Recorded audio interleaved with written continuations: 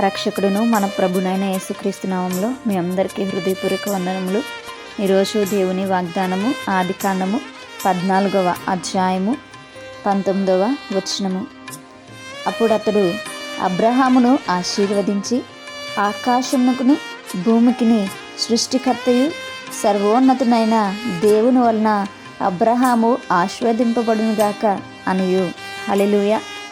మరి ఇక్కడ సొదొమ గొమొర్రా పట్టణంలో రాజులు వేరే వారి చేత తరమబడినప్పుడు, మరి అదేవిధంగా లోతును వారు తరిమి ఆస్తి అంతా కూడా లాగేసుకున్నప్పుడు అబ్రహాము తిరిగి మరలా తన యొక్క తమ్ముడైనటువంటి లోతుకి ఆస్తి తీసుకుని వచ్చినప్పుడు తనకు ఒక యాజకుడు కనిపిస్తూ ఉంటాడు.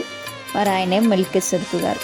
మరి ఆయన అబ్రహామును దీవిస్తూ ఉన్నాడు, ఆశీర్వదిస్తున్నాడు. ఆయన మాత్రమే ఆశీర్వదించడం లేదు, కానీ దేవుడు కూడా నిన్ను ఆశీర్వదిస్తాడని చెప్పి మరి ఆయన అక్కడ చెప్తున్నట్టుగా మనం చూస్తూ ఉంటాం. మరి ఈరోజు మనకు యాజకులు ఉంటున్నారు, లేదా దైవ సేవకులు ఉంటున్నారు. వారు కూడా మరి దేవుడు చేసేటువంటి క్రియలను బట్టి మరి ప్రజలను ఆశీర్వదించేటువంటి వారుగా ఉండాలి. మరి దేవుడు ఆశీర్వాదం ఇస్తే అది ఎంత గొప్పగా ఉంటుందో ఇక్కడ మెల్కీసెదెకు గారు తెలియచేస్తున్నట్టుగా మనం చూస్తుంటాం. మరి మెల్కీసెదెకు ఏ సంతతికి సంబంధించినటువంటి వాడు, లేదా మరి ఏ కుటుంబానికి సంబంధించినటువంటి వాడు అనేది మనకు బైబిల్లో రాసి ఉండదు. ఈ సందర్భంలో తప్ప మరెక్కడ కూడా మెల్కీసెదెకు గారు మనకి కనిపించరు. మరి ఈయన యేసుక్రీస్తు వారికి సాదృశ్యంగా ఇక్కడ కనిపిస్తున్నట్టుగా మనకి కనిపిస్తూ ఉంటారు. ఈయన రొట్టెను ద్రాక్షారసమును తీసుకుని వస్తారు. మరి యేసుక్రీస్తు వారు కూడా ఆయన అప్పగింపబడినటువంటి రాత్రి ఆయన రొట్టె ద్రాక్షారసము ఇచ్చినట్టుగా మనము చూస్తూ ఉంటాం.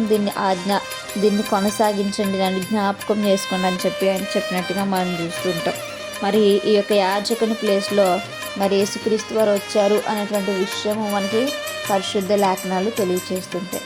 ఏదేమైనప్పటికీ కూడా దేవుని యొక్క ఆశీర్వాదం ఉంటేనే మనం వర్ధిల్లుతాం.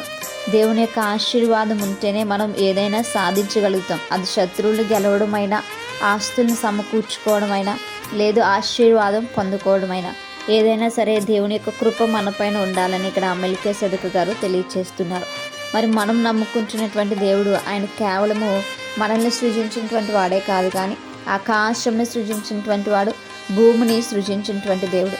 అలాంటి దేవుడు మనల్ని ఆశీర్వదించడానికి ఇష్టపడుతున్నాడు. ఆయన సర్వోన్నతుడైనటువంటి దేవుడు, సర్వ సృష్టిని సృజించినటువంటి మహాగణుడు అనేటువంటి విషయము ఉదయకాల సమయంలో మనకి ఆయన జ్ఞాపకం చేస్తున్నాడు. ఈరోజు అనేక మంది ఉండవచ్చు, కానీ మరి మనము విశ్వసిస్తున్నటువంటి దేవుడు మటుకు గొప్పవాడు, ఆయన నిజమైనటువంటి వాడు, ఆయన ఆశీర్వదించేటువంటి దేవుడు, మనకు ఏది కావాలన్నా ఇచ్చేటువంటి దేవుడు మాత్రం ఆయనే అనేటువంటి విషయం ఆయన మరొకసారి మనకి తెలియచేస్తున్నారు. ఆకాశము భూమి ఆయనను స్తుతిస్తున్నాయి, ఘనపరుస్తున్నాయి, ఆయన నామఘనతను ప్రచురపరుస్తున్నాయి. కానీ మనమేమో వాటిని పక్కన పెట్టేస్తున్నాం కదా. మరి అటు రీతిగా ఉండకూడనట్లు దేవుని యొక్క ఆశీర్వాదం మనకు కూడా ఉండాలి అని అంటే మనం దేవుని యొక్క చిత్తంలో మనం నడుచుకోవాలి, దేవునికి ఇష్టమైనటువంటి బాటలో మనం నడుచుకోవాలి.